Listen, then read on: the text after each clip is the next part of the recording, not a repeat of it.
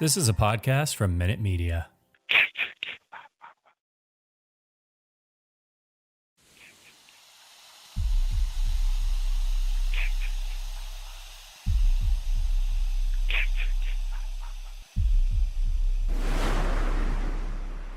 Warning, the following content may contain elements that are not suitable for some audiences. Viewer discretion is advised.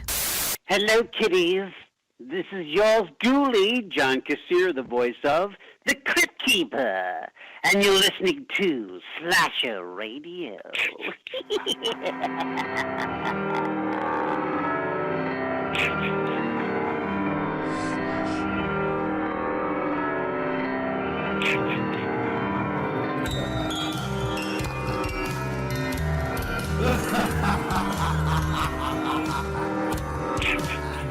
Welcome to Slasher Radio. My name is Mikey Bones, and as always, I'm joined by Kat Valor and Rob Humphrey. What's happening, guys? Hello. Hey, how's it going? Rob's voice is a little damaged. Yeah, I don't know what the hell's going on, but I woke up this morning and I was like, oh shit, that's not good. It's been like this all day. Damn. Like I said, do you think that this could have anything to do with it being like karma for you talking all the nonsense that you usually talk? I can't imagine. I don't talk no nonsense. I just spit straight facts. I feel like Nesto called you out for something recently. Nesto's full of shit. Oh my God. Sorry, Nesto. Right? I mean, he has I don't know. It was like a whole big thing on Twitter, and Rob has like the patrons wanting to create a union, and then Greg got mad because he hates unions. So then Chris suggested Angry Mob. I don't know what's happening. They were upset about the Patreon power rankings. What they don't understand is that they are my power rankings, and I can decide. I can use whatever criteria I want to decide who is first and who is last.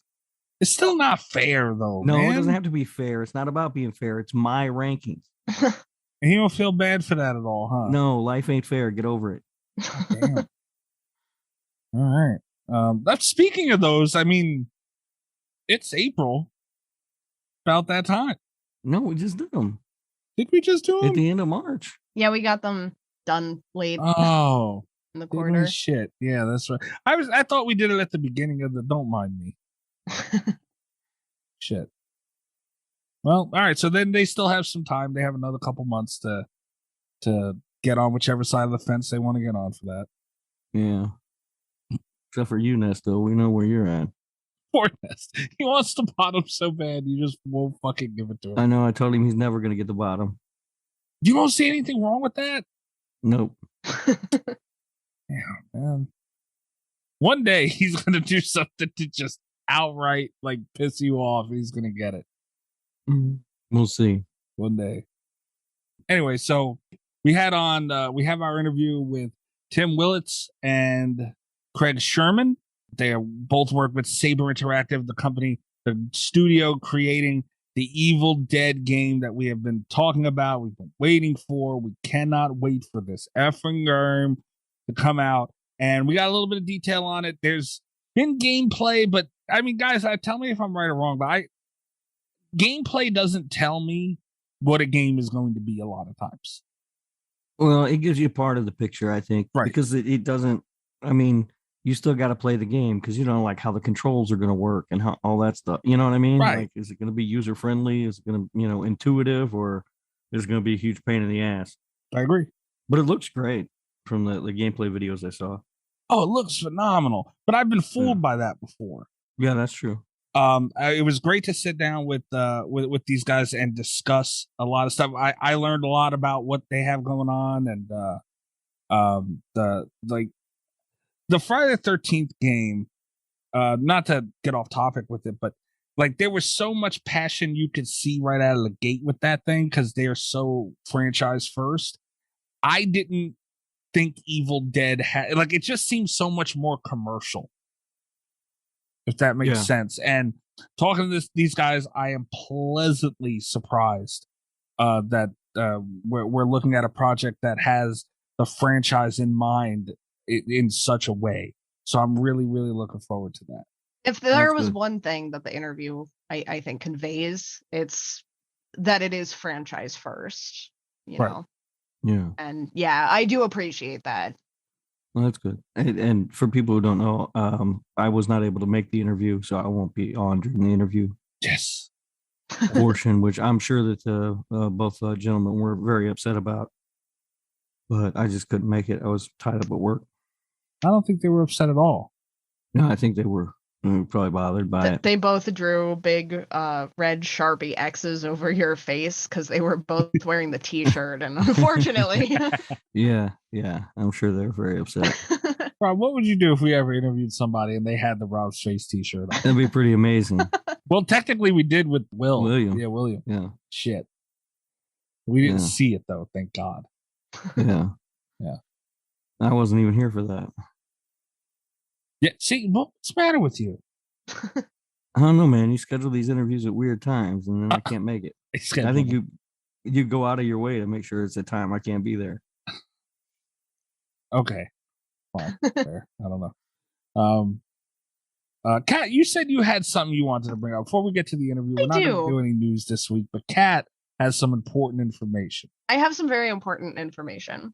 Okay. We were talking about bringing in a segment where we talked about the horror movies that my boyfriend and I were watching. Mhm. This is in that vein. At the halfway point, generously rounding up at the halfway point, my boyfriend has decided to update me by giving me his Friday the 13th rankings. And I know that when we did our rankings, we went from bottom to top, but I think this is going to be much more dramatic if we go from top to bottom. So starting with his number one position, are you guys ready? I'm kind of scared. Yeah, me too. Well, We have five. We're 5 in. We have 5 Friday the 13th movies. The first 5 slots. Number one position. Are you ready? Uh-huh. Friday the 13th, part 1. Okay. Okay. All right. I mean, I don't agree, but No. okay. Yeah. The second slot, Friday the 13th, part 2. Okay. All right. Part 2 solid. The slot 3, Friday the 13th, part 5. What? What? Really? Uh-huh. 5? Uh-huh. Does he know it's Roy? Even Jason? He knows it was Roy. Which I actually I have an elaboration from him that I got via text tonight, but I'll save it for the end. So was it Reggie the Reckless, maybe? A big part of it was Reggie the Reckless. No, Yeah, it he's a big wasn't. Reggie fan. No, it wasn't. I'll save it to the end too. All right. Part 4. He did also, I think, like the thing that you're talking about. Probably. He didn't dislike it, I'll tell you that. Who doesn't? Right. Our fourth slot is Friday the 13th, part 4. Okay. Which leaves our Alright. 5th slot as Friday the 13th, part 3. Really? Yeah. He fucking Three's a- hated Friday the 13th, Really? part 3. 3's a good one. He hates it so much. Cat's boyfriend Why? guy. Are you out of your mind, bro? What? Did you watch it in 3D? No, we can't watch it in 3D. Yeah, it'll give you a headache if you try anyway. Yeah. I don't understand. Though 3's a good one. He really does. He hated Shelly so much A as lot a of people character. dislike Shelly, which is too bad because that's our boy. Right. Shame on him. That's my favorite one. He hated Shelly, and he hated it didn't bother him. So he's a lot more forgiving about effects than I am usually, but the fact that the video quality would drop during the death scenes just drove him up the wall. He hated it. Oh my And I tried God. explaining to him, it's like these were supposed to be in 3D, it was shot with a different camera, and he just did Yeah. not care, Wow, But, I am surprised by that. his rankings. I mean, first 5 is too high. I got the elaboration today that makes me even happier. 5 and 4 are interchangeable, but I think 4 had a dumber ending, and that's saying something. 4 did have a pretty fucking dumb. 4 should have been the last one on that list. No, 4 4's had a a good really one. dumb end. 4 was 4 stupid. got Crispin Glover dancing around though. I don't give a shit. No, 4 is last. No, 4 is a good one. That list should have went 3, 2, 1, 5, 4. No, that's Easily. a stupid order. Easily. What's yours then, Rob? Out of those, it'd be 4, 1, 3, 2, 5. You're out of your mind. Because I think all of them are pretty solid except for 5. I will say, here's something that like I hadn't noticed, because I don't think I've ever watched Friday the 13th like with someone all the way through. 5 is just because it's a dumb movie, but it's entertaining dumb. His biggest complaints while we were watching it was with the mom and Junior. They're terrible. He hated that, which I don't think bodes well for his enjoyment of Rob Zombie films. I'm nervous. But yeah, he did not like the dialogue there, which I don't blame him for, but we've had a lot of laughs watching it. I think 5 is a lot more fun if you watch it with someone, because I also enjoyed it more like sitting down and laughing at it than I had just, like sitting on my own taking notes. Yeah. I mean, 5 is just kind of bonkers because it's got like random characters like those greasers who show up to fix the car or try to fix their car for no fucking reason. Oh my God. And I had never noticed the one guy has the little hat. He's got like a little leather beret that matches his jacket. Yeah, they're like straight out of the 50s for some fucking reason. And then, the mom and the kid, the fucking hillbilly family running around going on about stew or whatever. And how the fuck did he have that so high? That movie is bad. He didn't like it. Is interchangeable with 4 though, which honestly I will say I would put 4 above 5 in any circumstances. I would also, I think when I did my rankings, I think I did put 3 above 5, because as much as I love Reggie, 5 made no goddamn sense. Yeah, it's a mess. But it's all over the place. The end of 4 makes me angrier than the end of any other Friday the 13th movie. So I kind of I get where he's coming from, because it was a good movie up until the end was dumb. But then 5's also got the guy who doesn't know how to chop wood. Like he's got the log is laying the wrong way. It does. And then so many stupid things about 5. Like they try to make it a whodunit, but you don't know that you're watching a whodunit. Because you assume Jason is whodunit. Right. Yeah. Until the end. Yeah. For some reason, Roy's dressing up like Jason to kill these people in full costume. Like, I don't know why he has to do that. Like you could just, nobody sees him killing people. No. Right. So why is he full cosplaying? He could just kill the people and make it look like Jason did it. He absolutely could. Because they assume it's Jason anyway. Yeah. And which also is dumb because Jason's dead. It's stupid. Tommy Jarvis timeline pisses me the fuck off. I had forgotten how much just like beating the crap out of people Tommy does in 5. Because he doesn't have that same energy in 6, which I liked more. But yeah, it's by far the worst Tommy Jarvis. But he's just like, it makes me so mad because at 4 they tease that he's going to be Jason, and then in 5 they do a secret whodunit where the killer is not Jason, but it's also not Tommy Jarvis. But then they do another fake out at the end where it's like it could be him though, and it's like I fucking him next. hate it. And then 6 they just move on along, and it's like Yeah. Well, the good news is you can tell your boyfriend that part 6 is the best in the franchise. I have told him that it's my favorite. Because after talking about it, it's my favorite Friday the 13th, even though I don't enjoy it as much as I enjoy Jason X. I think it's the best representation of what a Friday the 13th movie should feel like. Yeah, it's very good. And it's a lot of fun. We're having a lot of fun with it. I've tried to give him warnings about Friday the 13th without spoiling anything. And oh God, don't listen to this next part, boyfriend. But like, I don't know how to explain to him that like in part 7, it's just fucking Carrie. Like the girl just has psychic abilities, and that's the twist of 7. Because it's really dumb, and I think he'll like it better if he knows to set the bar low. But yes. 7's not good. How do you explain like, oh yeah, the final girl just was Carrie in this one? Like, yeah. Awesome looking Jason though. It's a great looking Jason, but I don't like 7. Good Jason design. And it's even got Bernie from Weekend of Bernie's in it, but I really want to like 7, but I don't. A lot of people do, and I don't know why. I find it boring. It's just more convoluted than. Which is, to find a Friday the 13th movie boring is like the greatest sin a Friday the 13th movie can create. Yeah, you don't want that. Right. Yeah. So anyway, wait till you get to 8 though, Cat's boyfriend. oh, Jesus. So Jason takes a boat ride. So good. Wait till you get there. I hope that's his favorite in the franchise. I really truly do. I don't think he's gonna like it as much as 5. Well,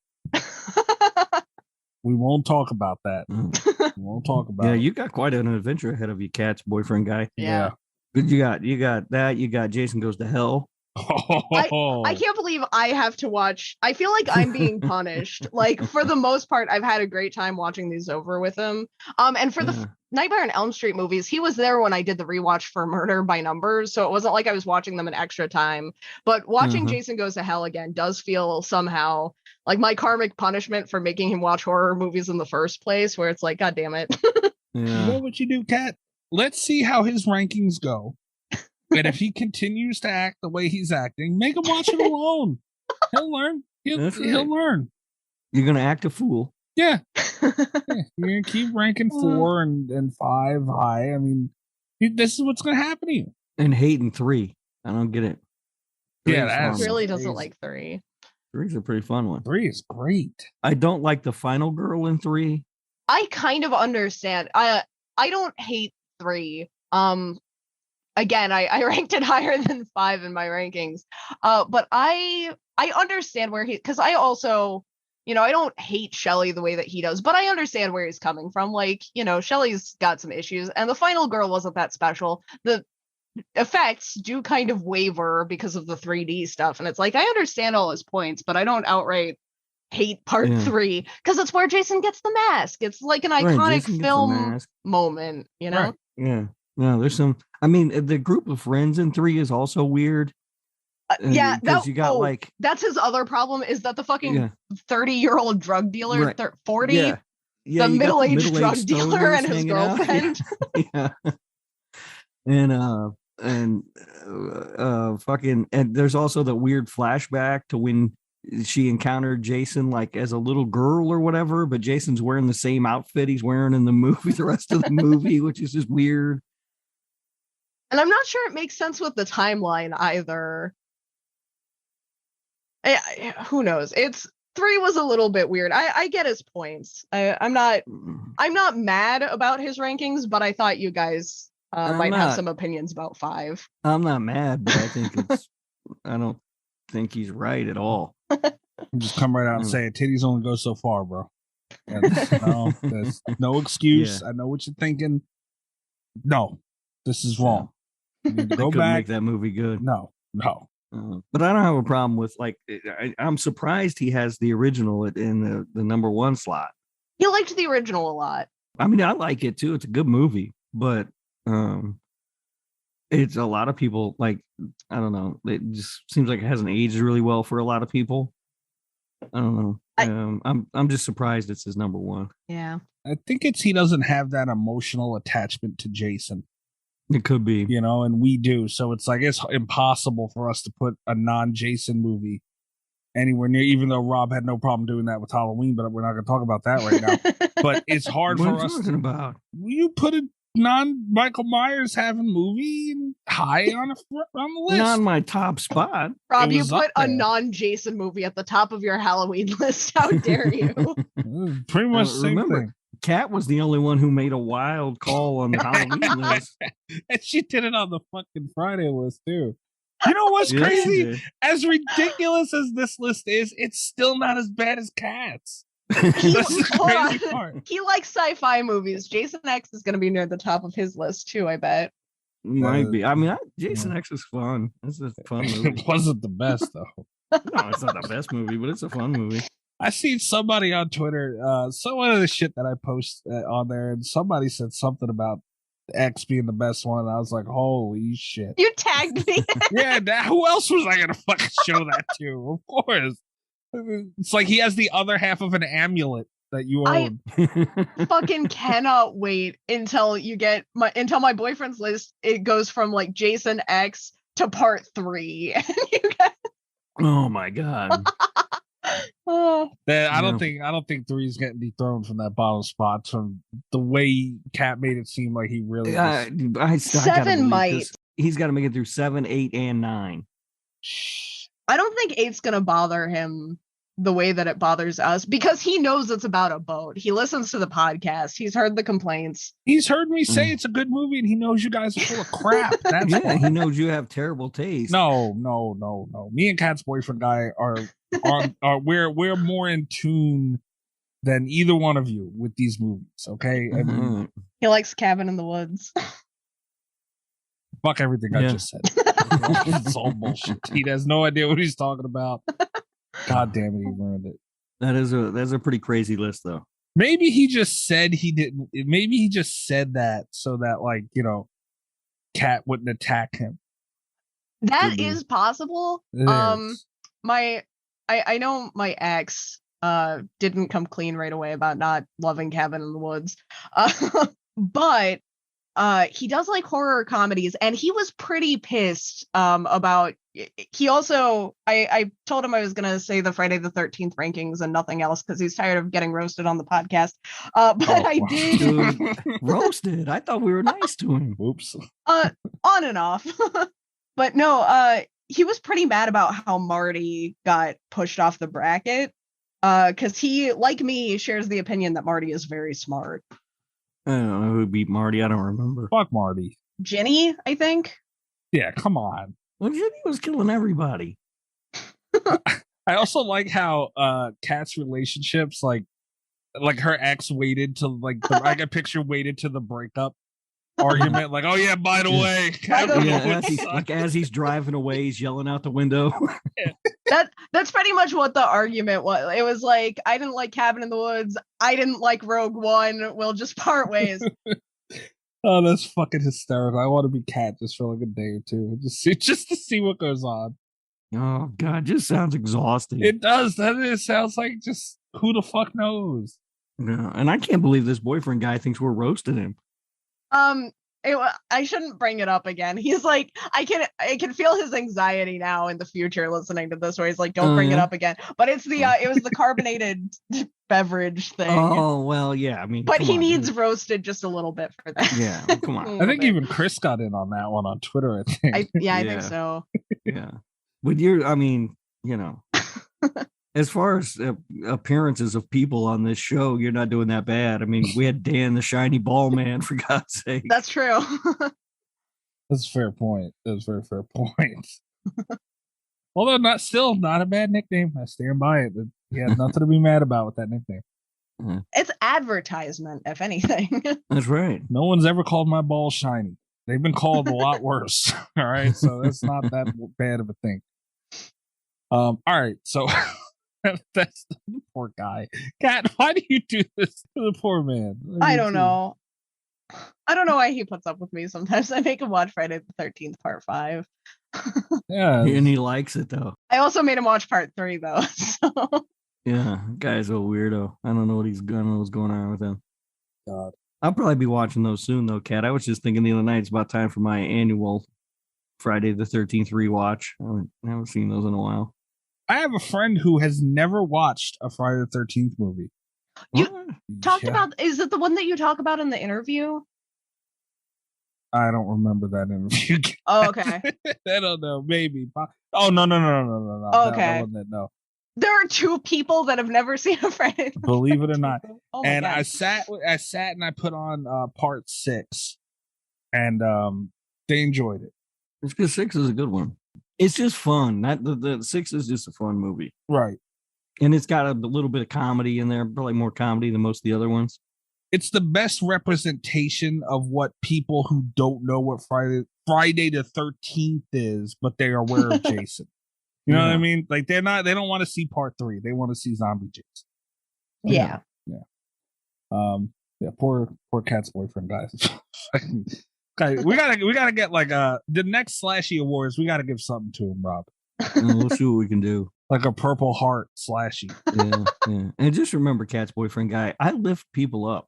Oh, this is a safe space for you. didn't you just call him a weirdo? In your non-fizzy soda drinking. Look what you did! What are you doing to this guy? Holy fuck! That new topic. Lift it up. Yeah, good job, bro. Right up on a pedestal, so we can point and laugh. Oh. I love you, Cat's boyfriend guy. Don't listen to him. Nobody listens to Rob. Don't worry about it. Except the people who flood my timeline with gabagool and shit. Oh yeah, I told what the fuck is his name, Greg? Then I wanted you to change your name to the Gabagooli, and he said if you're not going to take it, he might. No, because he's going to parade it around in front of me. Does that mean that you're going to take it? No, no, it does not. It's Mikey the Gabagooli. It's a good name, man. Cat's boyfriend guy, you don't got it that bad, bro. It's not that bad. Yeah, but yeah, it was on Greg's live chat earlier on TikTok. Follow him at Darth Gregor there. Good stuff. But that was a lot of fun, actually. With a few hours actually on there. Damn. Yeah, he was saying some crazy Greg stuff, but it's all right. Yeah, that's gonna happen with Greg. Yeah, trying to tell me the new Texas Chainsaw Massacre, the Bulgarian Chainsaw Massacre, is better than Halloween '78. Oh, speaking of men in my life with some strong opinions, my dad was not impressed with Halloween Kills.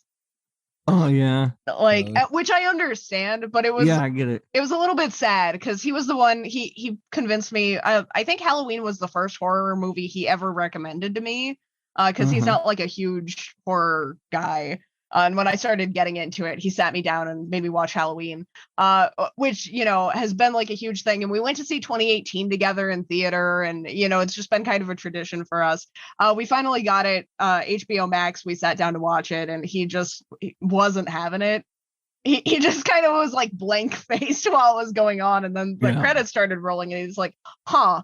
I was like, oh. Damn. Yeah. That kind of sounds like my reaction when I was leaving the theater. Just, all right.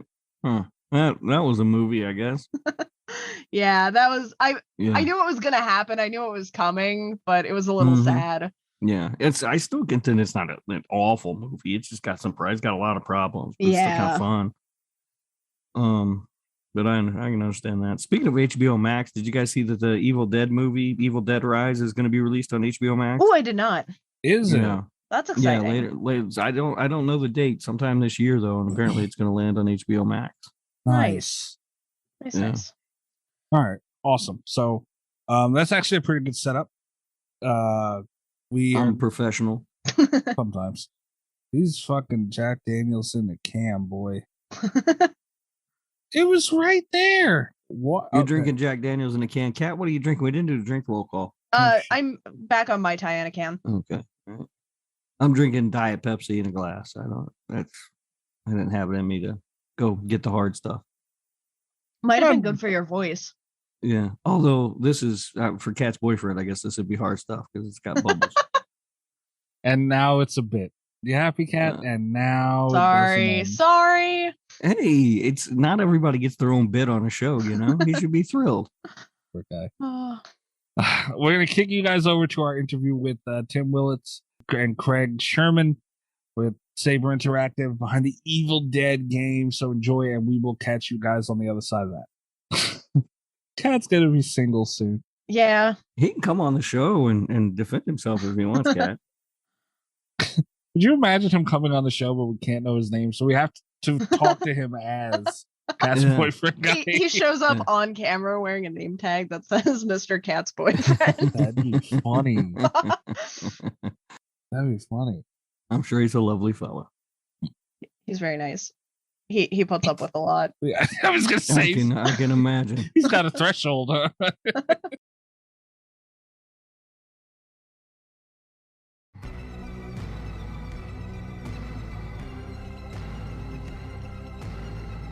Okay, thank you very much, guys, for joining us. We told everybody last week that we had very special guests joining us, and we have Tim Willits and Craig Sherman. Gentlemen, how are you doing today? Great. We're doing good. Great. You guys, I would like you to give a little, because I want to explain as, I guess, fans, gamers, whatever you want to call us. We just look forward to the trailer you guys put out for these games, and we complain how bad we want them. And we don't know much else what goes on behind the scenes with that. So, Tim, you are the chief creative officer at Mhm. SABER Interactive, and Craig, you are the narrative director. That's right. Would you be able to just tell everybody? I'm sure the list is huge, but just a brief of what you guys are in charge of at SABER. Oh boy. Yeah, I don't know how you're going to do Generally, that. Yes, a lot. No, so I'm very fortunate to be kind of on the creative side of things. So, SABER is kind of multi-tiered. We have our own development studios. We do our own publishing. We do third-party publishing, and we also actually work with other companies. So, so for me personally, I just kind of ensure that the teams have their creative vision straight, and I kind of help guide and try to inspire. How about you, Craig? What do you do? Oh, that's a good question. A lot. No, I yes, thank you, Tim. I'm basically the head writer. I think that's the easiest way to put it. So yeah, narrative director is just sort of fancy. I write most of the stuff that is in the games that SABER does ourselves. So for Craig is actually a real Hollywood writer, so don't let him don't let me fool you. Yes. But for Evil Dead, yeah. So that was my job on Evil Dead, was like, writing it. Awesome. Okay, and I have a kind of a second level to that now. Again, I want to my thought process here with these questions are, as gamers, I kind of want to open that curtain slightly, because SABER, you guys are the studio, you're the game developers. We also see that the Game Boss team are the publishers of this game. So would you be able to just explain to me and everybody else what that relationship is, and kind of how that goes? Yep. Yeah. So SABER actually is the publisher as well. So Boss Team is our partner on this, and Boss Team are the shepherds of the IP, and they are our connection to the mini license holders. So they are our conduit for Sam Raimi and Bruce and Lionsgate and MGM and Studio Channel and Renaissance. And then we do some kind of co-publishing things. But SABER is, our development team in Madrid is actually making the game, and then our publishing team in the United States is publishing it with Boss Team. Right. If that makes sense. Yes. Yes. Perfect. Okay. So that leads to, I guess, maybe my biggest question. Why Evil Dead? I know that's broad, but and it makes perfect sense, because Evil Dead's such an incredible franchise, but there's so many. So what made you guys laser in on that? So my history is I've been in the industry a long time, and I've worked on a few other titles, and some of those games were very inspired by the Evil Dead franchise. And the Evil Dead has been a pillar of inspiration and wonder for video game nerds like me and Craig forever. And Craig could probably speak better to this, but we were very blessed to be able to work in this incredible franchise. Right, Craig? Yes, and don't let Tim just say he's worked on a couple of titles. That's Google him. He hasn't just worked on a couple of titles. That's very humble. He's an icon, I'm saying, but and a super nice guy. No, it's true. It's true. But so I mean, yeah. To answer the question, why Evil Dead? I mean, it's an opportunity. I mean, like, we were like, of course, Evil Dead. We would love to make an Evil Dead game. It was, and I think it really, particularly the Evil Dead universe, really lends itself to a video game. There's so much in those movies and in that TV show that we could really just use directly. There wasn't any compromising. Absolutely. I just thought it was very brave of you guys, because in the horror community is very strange, as us fans know. Evil Dead is such a big deal to us, but I thought it was bold of you guys, because it's not like that, a quote sexy title. I felt it was more like a cult thing, and a lot of fans, to catch an eye would be, like people say Halloween all the time and stuff, but Evil Dead is, like you said, there's so much meat on that bone, and for you guys to pick that out of like I don't want to say a diamond in the rough, but I think you know what I mean. Like it was just very smart of you guys to bring that title to life, and it's so much character there. Yes, and yes, I do understand that the Evil Dead franchise may tend to be a little bit older, Right. fans of, but we do believe that if you're not an Evil Dead fan, bless your heart, we forgive you. That there's still something in the game for you. It's Absolutely. action. There's the glory kills that you've seen in the TV shows and the movies for Evil Dead that we recreate in the game. If you're a true Evil Dead fan, you will love, especially what Craig and the team has done with the locations and the characters and everything. But if you're just an action fan, I think there's lots to love as well. And I hope that I definitely think that anyone who enjoys this kind of game will enjoy our game a lot, regardless of whether they have the background or not. We're also hopeful that people go, hey, I kind of think this looks cool. Let me go watch the movies. That would be, we think that other generations would love them, would love the films and TV show just as much if they got the hankering to watch them. I agree. Yes, I showed my 18-year-old daughter. She came with me to a press event, and she met Bruce Campbell. She had no idea who he was. And then we went home and we watched the Evil Dead movies, and she's like, "These are cool." So so that may have introduced a new generation. Yeah, I hope that happens. I know it will happen because I've played other titles. They're very popular movies, and I'm on the game. They have voice chats and party chats, so you get to talking to people and like, oh well, which movie's your favorite? Like, oh, I haven't seen any of them. I'm like, well, what the hell are you doing on here? And then it kind of makes sense, and it does. It definitely breeds new fans with stuff like this. Absolutely, which kind of goes into what I wanted to bring up next was, without naming any titles to be nice, there are studios that have produced other franchise movies, the adaptations in the video games, and some of them are very, very franchise first, and that stuff is very important to them, staying true to the titles and the films. And then there's others where they kind of just get the license and do whatever they want with it. What you guys have done seems like you are more on the franchise and keeping that bond with it, bringing in voice actors from the everything you guys did. I could go on and on, like the little Easter eggs here and there that you guys have put in. If people really pay attention, it's crazy. So how important was it to you to keep that bond with the movies? I've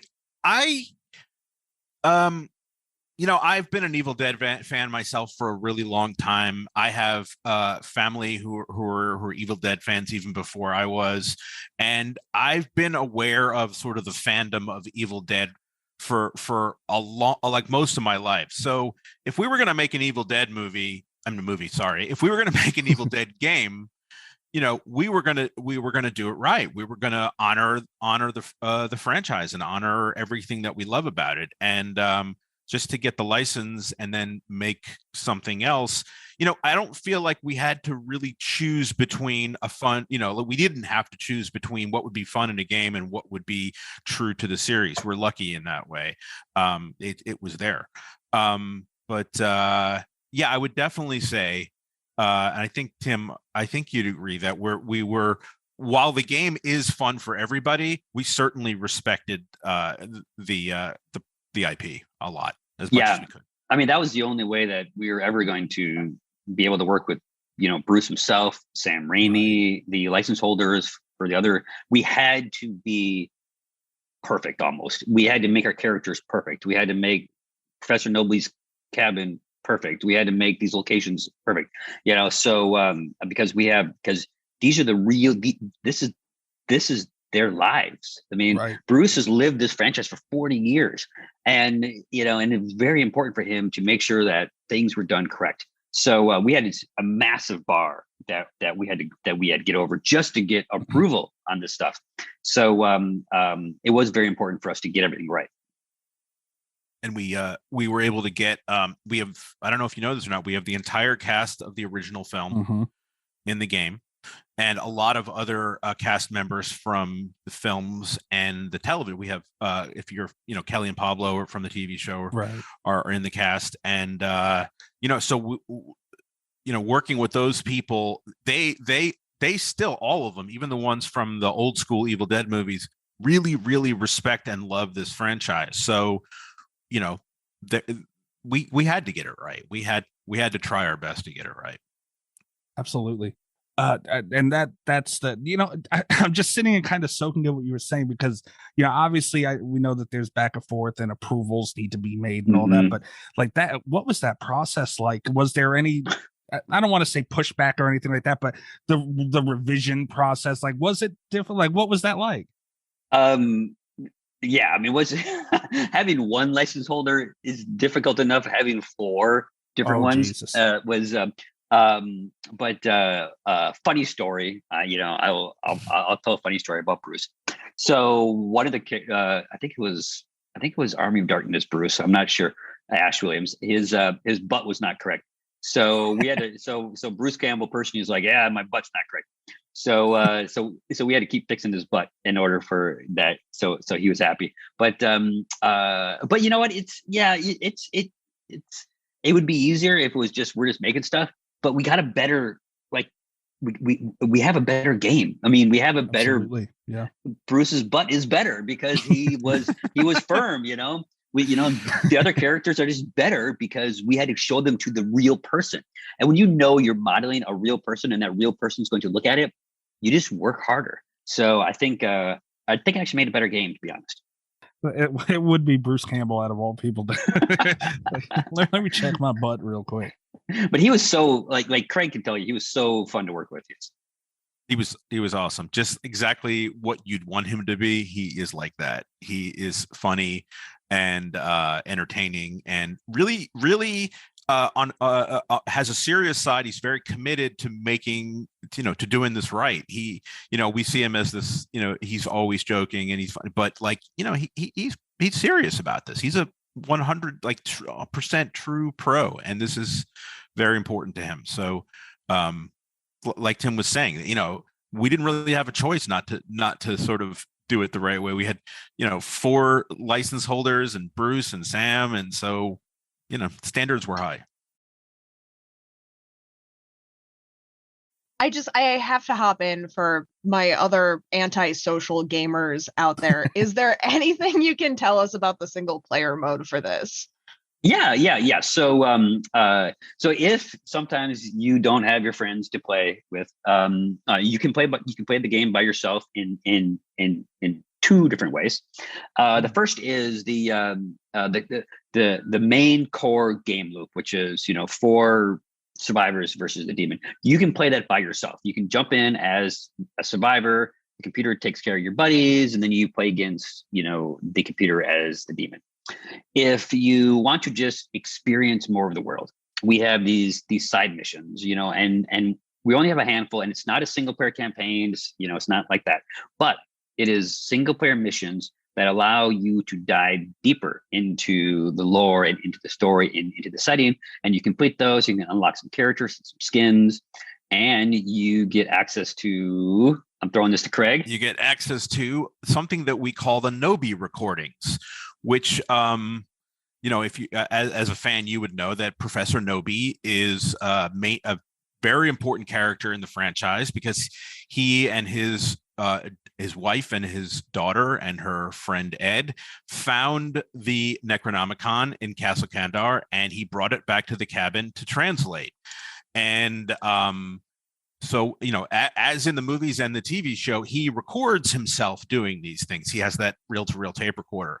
So we thought, well, what a great way to sort of continue and the story and give everybody a little bit more insight into what was going on, maybe that in a scene that wasn't in the movie, or something that happened right before the scene started. So we were able to do that.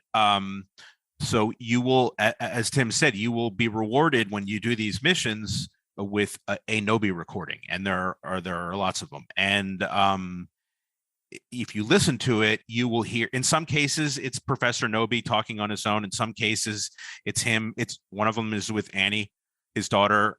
She's talking about, I don't want to give anything away, but she's explaining sort of what's going on, and we were able to fit these recordings, I think, as a fan, in a really cool way, so that you'll recognize some dialogue in them from the films, and then you'll go, wait a second, it keeps going, and a little bit more of it, the scene was not in the movie, but this is kind of like we're saying, well, this is what happened after the scene, or this is what happened right before the scene.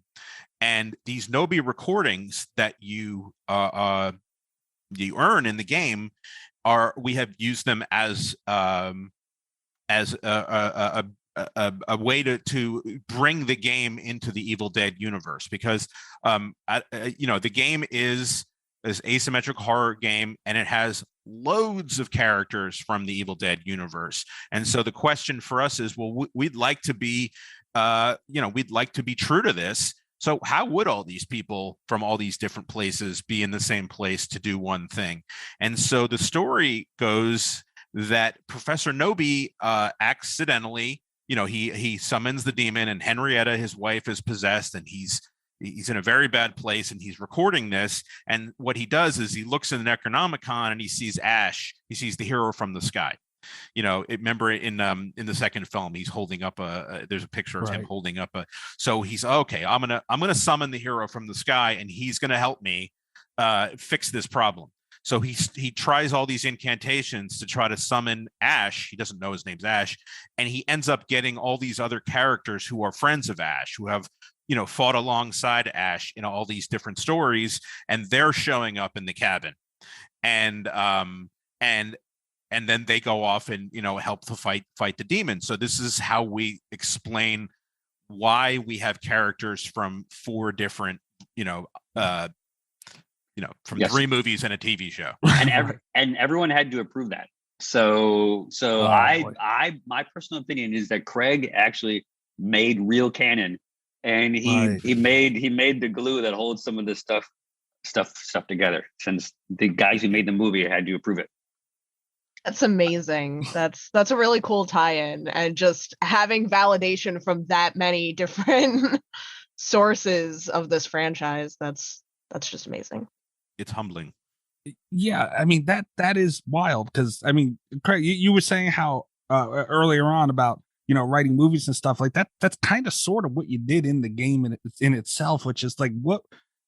I don't want to use the word pressure, but I'm sure you felt it. Like you're taking this legendary, iconic cult franchise, and they're saying, "Oh yeah, go ahead and continue the story for it. No big deal." Like what's the thought process in going into doing something like that?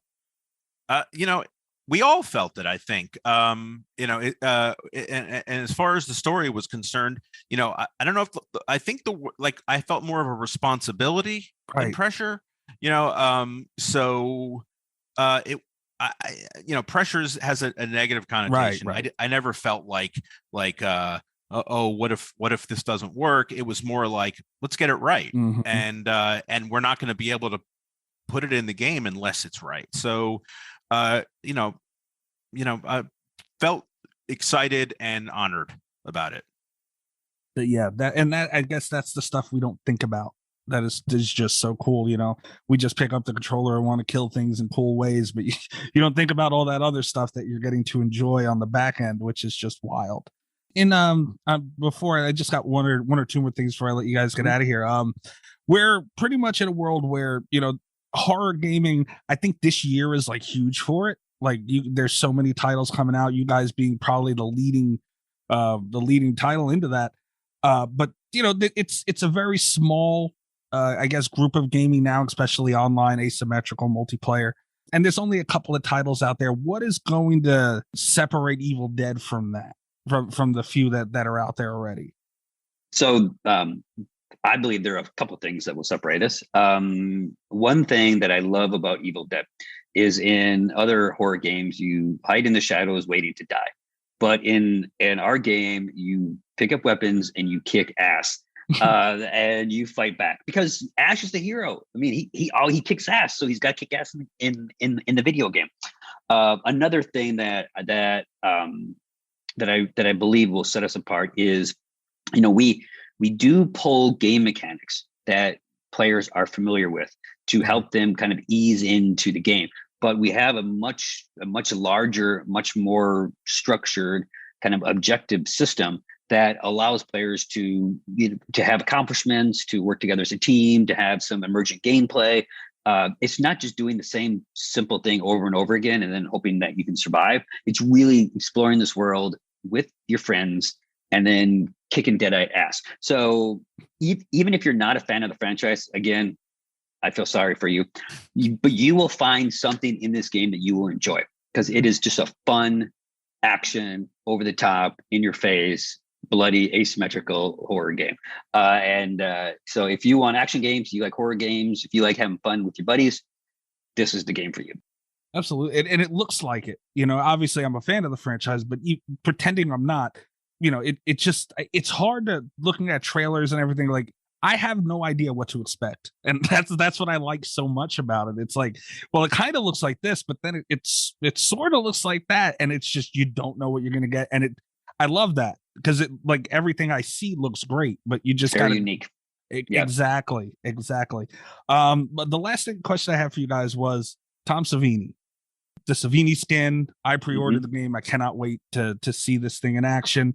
I know Tom had done stuff like that before with previous games. What made you guys want to bring Tom in for that Ash design?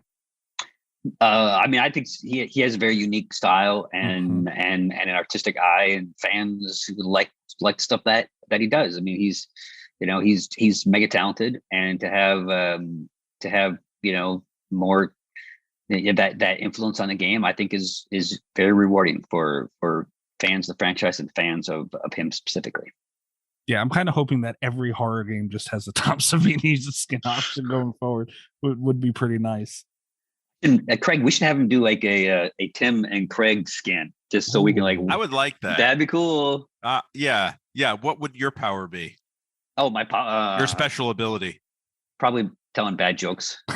Trying to. That was mine. Oh, I stole it. We have the same power. We can be like Wonder Twins. Maybe we have to morph be together. Yeah, somehow. But yeah, exactly what Tim said. It with Savini and everything. It just, I think it speaks to the sort of the commitment to doing this the right way that we were, like, yes, of course, let's try to do that. So, yeah, I'm excited because it sounds like you haven't had a chance to play it yet. No, I missed I was so mad at myself, but I missed it. Well, it's coming really soon. Yes. It's coming on May 13th. Yes. And we are really excited for you to get your hands on it because I feel like, I just feel like you're going to say, oh, this is right. Like this is exciting. And this is kind of what we wanted this to be. What fans want it to be and what fans of the genre want it to be. Absolutely. Yes. Grab a couple of your friends and fire up a private match and have a night of it. You'll love it. Oh, that's what I have like a friend group, and we, like I said earlier, there's really not that many titles out there to fulfill that horror multiplayer as of right now. It's very limited. And we are like every time, like we'll just be sitting there some nights and go, damn it, man, I can't wait for that freaking Even Dead game to come out. A breath of fresh air and something new and something different and something exciting. Yes. So we're very much looking forward to it. Actually, one thing, before we go, if you're with your friend group and you just want to play the good guys, you can also just stay only the good guys and play against the computer will play the demon for you. So if like you just want to go and kick ass and you don't want to jump on the internet and get beat by some rando, you can do that as well too. Oh no, we're going. We want the smoke. We're going in there. We're ready to roll. But that is good to know, though. Kat is definitely more on that side of the fence where she doesn't want to deal with anybody. Yeah, I don't want to wait. I just want to get in there and explore and kill stuff. Yeah, there's plenty of that. Yeah, I'm just excited. You will. You won't be disappointed, and there's going to be a lot of laughing and screaming because we we've played it a lot. Tim and I have played it a lot. Lucky. And we still have a blast when we play it. Everybody's screaming and laughing, and it's just fun. It's just Okay, yeah, you got it. We're happy. That's the fun of horror games, I think, though. You know, like a lot of games, you play it, you do what you got to do, you're done. Like horror games, you could just keep having fun over and over and over again. That's the blast. Speaking of horror games, I know just before you guys get out of here, another thing that we're really excited about, I know you can't talk about it or anything, but A Quiet Place, is that something that's still a 2022 release, or is that to be determined still? It's to be determined. Okay. But the team is working very diligent on that, and and it's looking good. Awesome. So, awesome. More news soon on that. Perfect. Well, Craig, Tim, thank you so much for joining us today, guys. We are very much looking forward to you guys' project. I can tell just by talking to you, forget about seeing the trailers and all that. The passion you guys had for this is, I can't wait to play it out. Cool. Thank you. It's nice to meet both of you. Great. Yes, thanks for coming. All right. See you on May 13th. Yes. Have a great day, guys. We appreciate Thanks. you. Bye now. Bye-bye.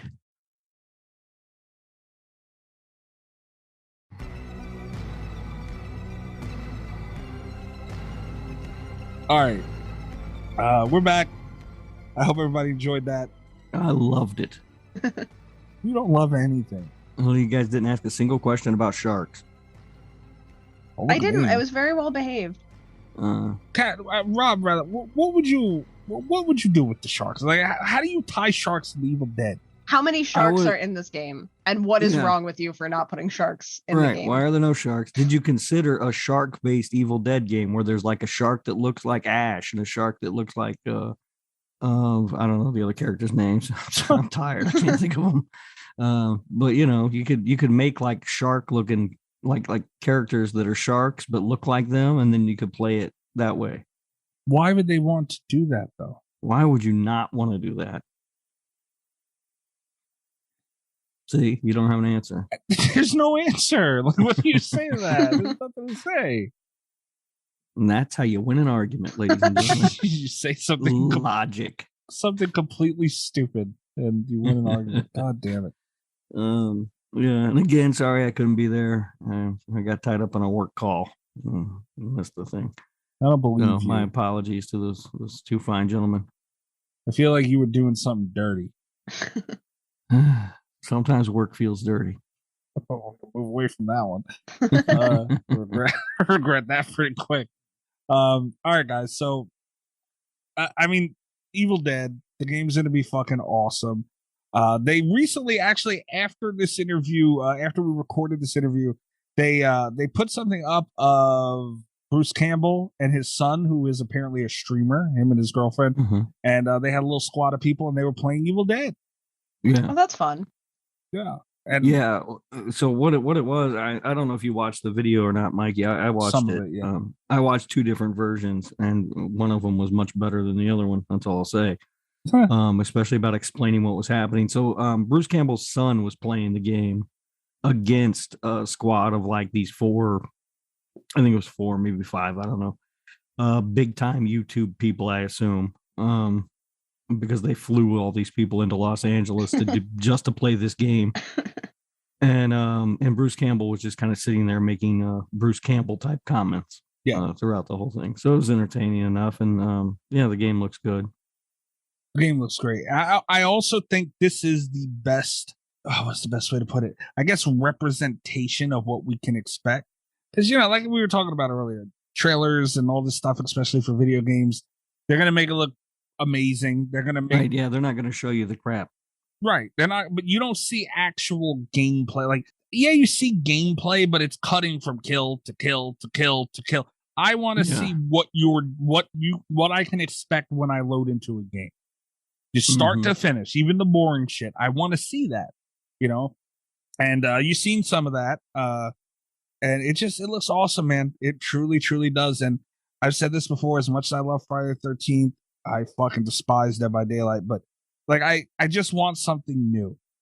And we're finally, we got a lot of stuff coming out in the horror genre. And this Evil Dead game is going to be the first one of the year. And big title of the year, multiplayer and all that. And this is kind of like the kickstart of multiplayer asymmetrical horror, because this is going to be a big year for it. Hell, we could get Texas Chainsaw this year. Do we have any idea when that's supposed to be out? No word on it yet. All right. But the Quarry's coming out this year. I can't wait for that one. Gonna be dope as shit, man. That new Outlast game is coming out this year, dude. There's a lot of shit coming out this year. Yeah, and Supermassive has got another game coming out too, part of the Dark Pictures anthology, The Murder Within or something like that. That's based on like H.H. Holmes. Ooh. So Damn, I'm into see? that. Shit. That's gonna be cool. That's what I'm saying, man. And it's like, and we even briefly mentioned A Quiet Place game. Obviously that we're pretty far from getting any news on yet. But dude, these titles were never really in gaming. Like you would get some horror titles that got a budget, and you would get a little something. But damn, dude, like we're getting a lot. It's pretty exciting. It is. The game is coming out. The Evil Dead game is coming out on May 13th. I cannot wait. You got a pre-order, don't you? Hell yeah. Yeah. Oh, I want that sumbitch so bad. So May 13th, the game releases. You can keep up with them at a bunch of different spots. SABER3D.com is their their website. You can check them out on Twitter. Tim's Twitter at Tim Wiltis, TimWillits. He is the creative officer at Saber Interactive. He's got his Instagram on there. It's just awesome. Evil Dead the Game is the official handle for the actual game. I don't know what else to say, man. I just cannot fucking wait for this game. Yep. Yeah. I kind of want to go watch some Evil Dead now. Right? Yeah. I just found out today Army of Darkness is on HBO Max. Oh, that's good because the set that I bought doesn't have Army of Darkness in it. Yeah, I think that's the only one I don't have, so I can do like a full. Yeah, I bought that just recently. I bought that the Groovy collection or whatever. It's got the first two movies and then the television show. Yeah. But it doesn't have Army of Darkness or the remake, but whatever. I can live without that one. I like that remake. No, I don't mind the remake. I liked it too, but it's not really. I don't know if I feel the need to own it.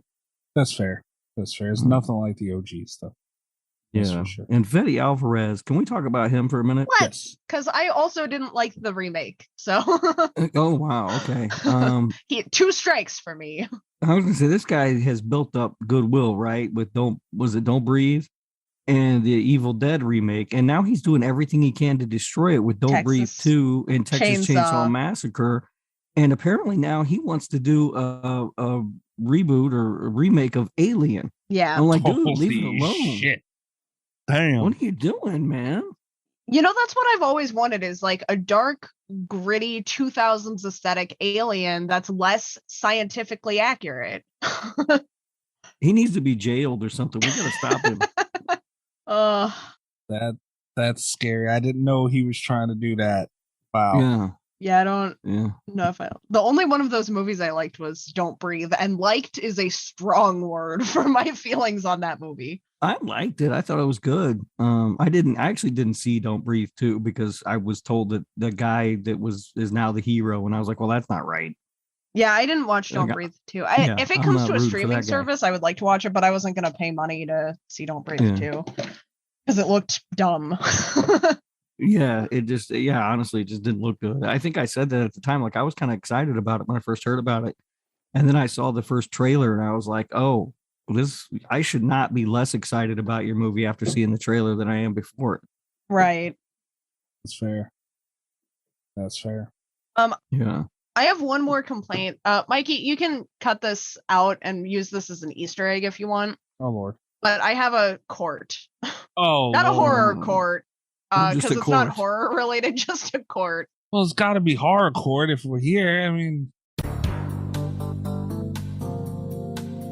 Rob, you needed to warn me harder about the Batman. That is 3 hours of my life. I will never fucking get back. I told you it was too goddamn long. You told me it was too goddamn long. You didn't tell me that the plot was shaky at best. The editing doesn't make any sense. Half of it was just shots of Robert Pattinson walking slow at the camera while the bad guys stopped to gawk at him.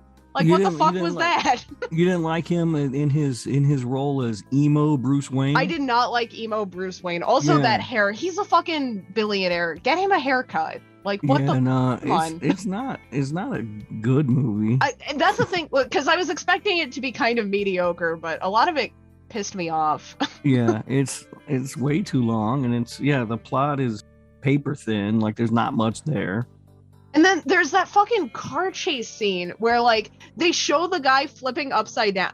They show the car going up the ramp, and then they show the guy in the car upside down, and then it cuts back to an outside shot where it shows the car flipping over for the first time. And it's like, who the fuck edited this?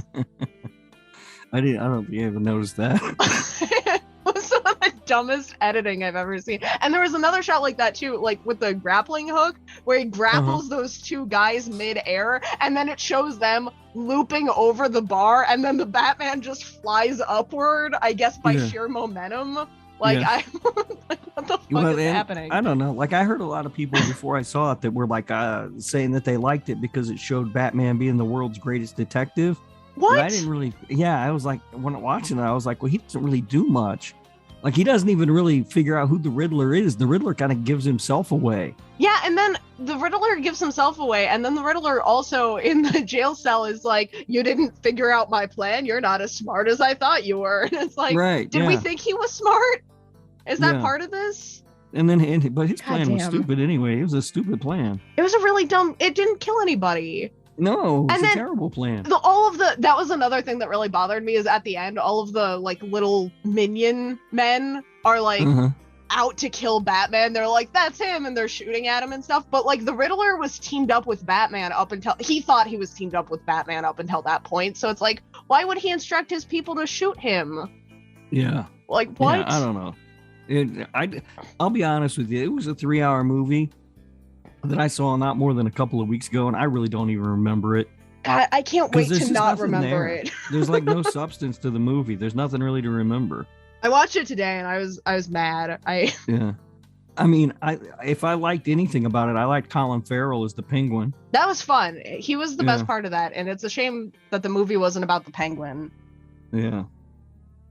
I think Rob is exonerated on this one, and I hate sticking up for Rob. But Someone needed to warn me. It's got like an 87% on Rotten Tomatoes. People like it. I don't know why. I don't get it. I don't know why people like these Batman movies. I didn't like any of the Nolan movies either. See, I liked the first two Nolan movies. I'm pretty forgiving about Batman movies in general, just because I think they're kind of fun. But this one was not. I was so bored. Yeah, no, it's not a good movie. we went to see Robert Pattinson as Batman. Like, what did you think you would get, Cat? I don't know. I mean, what? That's what I mean. So many people I've seen go in bitching about it, and I just look at them like, what'd you think you were gonna get though? You know, like I don't know. It looked like they tried to spin the movie to fit Robert Pattinson and that whole emo thing they had going on for him, and it's just like, no, that's not Batman. And that's the thing, because like I saw the trailer and I thought it looked dumb as shit, but then it had such a high rating. Like up until last week, it had like a 90% on Rotten Tomatoes, and it's like, so there's got to be something in there, right? That someone is finding appealing. But I could not, for the life of me, find any redeeming qualities about the movie. Like I didn't get it. Yeah, no, I agree. It's not a good movie. I needed warned. Like, I mean, at least you watched it at home. I had to sit in a movie theater through all that. I would not have made it through a movie theater, and I feel really bad because it's like I don't think I've ever wanted to stop a movie so much and just walk away. Interesting fact on it: Bobby liked the new Batman movie. Why? Oh, Did he explain why? I am not going to scroll back enough to look, but he liked it. All right. I don't get it. If you like Batman, if you like Robert Pattinson, I watch it, I guess. But like, I don't know. I don't fucking know. I didn't get it. Yeah, I'm not watching it. I was Just not mad. gonna do it. I'm sorry. I had to vent a little bit. I got I saw it quoted for that. today, and I just, oh man, I'm pissed. Yeah, that's not your fault, Rob. Yeah, this one's thrown out. No way. Okay, We knew that this movie one. wasn't gonna be good. Hold on. Can we throw this one out with a caveat? Next time I'm gonna watch a 3-hour movie, like, please stop me.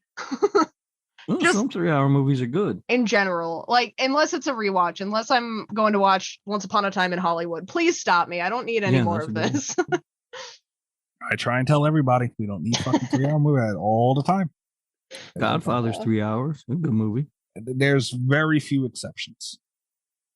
Very few. But yeah, no. Fuck 3 hours. Anything over like an hour 45 is a good sweet spot. You're hitting 2 hours, it better be good. Past that, say, because I've been watching a lot more of like the free movies on Tubi and like Plex and stuff. I really miss 90-minute movies. Yeah. You know, that was like a really great, and now it's really weird because it's like I was watching the first one and it's like, this is kind of a short movie because, you know, lately everything has been so long, but it was a nice sweet spot. You know, you can fit a lot in 90 minutes. You say that, but Texas Chainsaw Massacre was only like 77 minutes and you didn't like that. I didn't like that. You're right. You will just bring up the extremes. I need something in between Texas Chainsaw Massacre and the Batman. Right. I'm gonna bring that up like it means something. It's an anomaly. All right, guys. So check us out at slasherradio.com. Check us out on Twitter at slasherradio. Check out our Patreon, patreon.com/slasherradio. The video version of this interview will be up. Yes, so only on Patreon you will get the audio. Well, you just got the audio. You will only get the video version on Patreon. We have a video of the D. Wallace interview and, you know, all that stuff on Patreon. Get over there and sign up, you cheap bastard. Tiers starting as low as $3 a month. And I'm at Mikey's Dead on Twitter.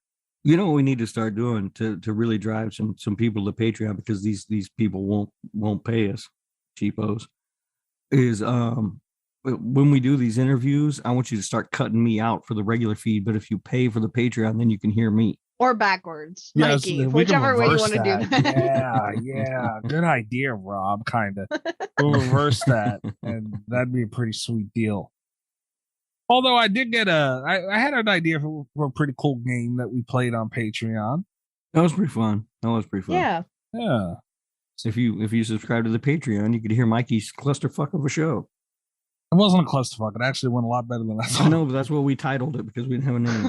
That's what you titled it because you're. Yeah, but you didn't correct him. You know you have to correct him right away or it sticks. Even if I do, Cal, let's be realistic. I mean, he keeps calling it the damn what the hell, the Lord Humphrey Cup. Right, and I say it's not 5 cream every chance I get. It is though. The writers even backed us up on that. That's true. This is why you shouldn't be around for interviews. This is why. Shit like this. I was so happy when I was going to ask also. So were you really, Kat? I had it on my list of questions. Rob beat me to it. I was so excited to ask that question. I couldn't wait to get an opening to get in there and ask it. Rob beat me to both of my questions because I was going to ask about 5 cream and I was going to ask about Patrick Dempsey. Yeah. The only thing that would have made me happier is if I had been able to see your face when I asked Mikey. Infuriated, angry, mad, disappointed.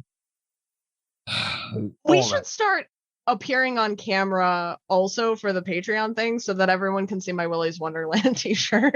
God damn it, Kat. Kat will save my ass sometimes with that damn shirt. It's just got to slip those barbs in there every now and then. That's what you get. See, Mr. Cat's boyfriend, man, I got to put up with it too. Everybody gets picked on around here. Yeah. Mostly me. You got mad when I tried to be nice to you this week, though. You bullied me. That should be a horror court right there. I sent you the Duolingo tweet and you did not appreciate it. No, I didn't. His cat was... He got hit with a brick. I thought it was vengeful. But there was a gabagool or whatever it was before that. And I was like, are you kidding me right now? And that was after you put me on total fucking blast to these people who just randomly blocked me for no reason at all. And you just went silent with them. Can I invite them on the show? I'm not going to be nice again. I'm letting you know that now. I was nice to them twice. And that's it. I'm still blocked, probably. I don't even. You were nice to them twice. That's more than you've ever been nice to me. Yeah, and then still, I was like, you fucking blocked me because of one emoji. One emoji. One. And then they asked me a question and didn't even give me a chance to reply. By the time I seen it, I was blocked already. Fuck fucking, and then called me sensitive. The nerve. And Kat went and sided with them. And she's like, the best part of it was like, I'm sitting there looking at my notifications, and Kat's like talking about me like I'm not tagged in it and seeing every fucking word of her throwing me under that bus. That was when I had my third Mai Tai in a can, guys, and I enjoyed it. Also, it looks like it's going to be a great podcast. It's all about shark movies. Oh, God. You got blocked by a podcast that hasn't even started yet. And I didn't say a word. One emoji. One emoji. Wait until they do a fucking bracket. Here's the thing. I know you got kind of shafted on that, Mikey, but the thing about it is that, like, that is who I aspire to be. I want to be like a one emoji to piss me off and I block you. Like, that takes so much self-respect, and I love it. It's pretty easy to do, Kat. Everyone that listens to this podcast, you piss me off one time moving forward and I'm gonna block you. Oh, I'm learning. That doesn't bode well for Mikey or I. No. Or Chris or Greg. Right. Really, everyone's in trouble. Right. Kat's just gonna have everybody blocked, and one follower, it's gonna be this shark lady. This is just it.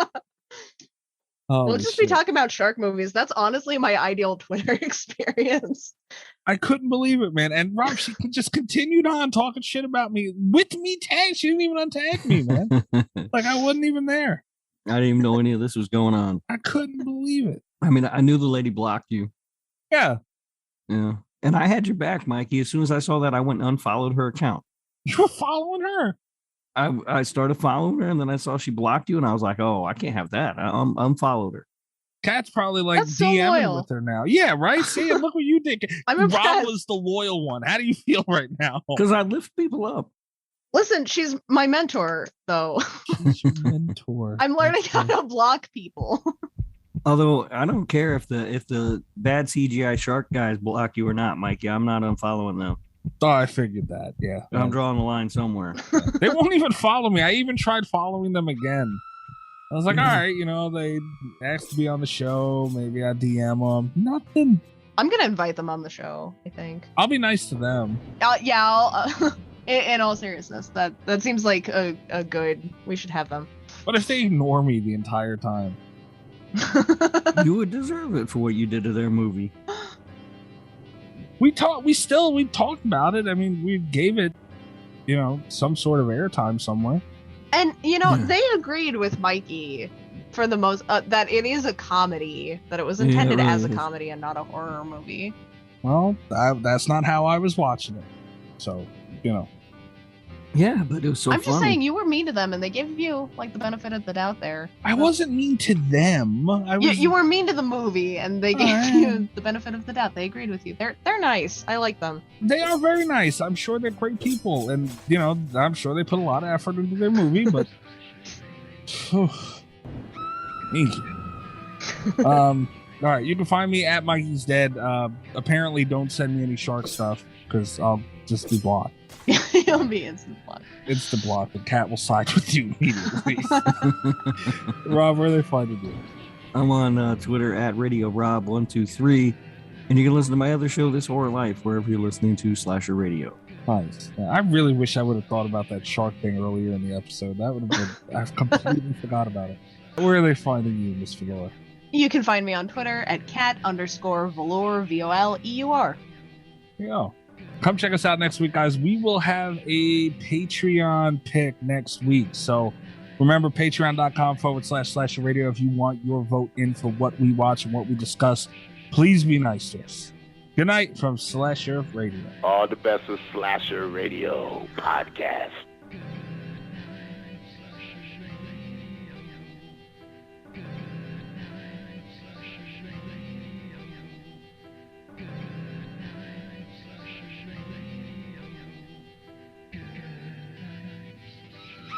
Yes.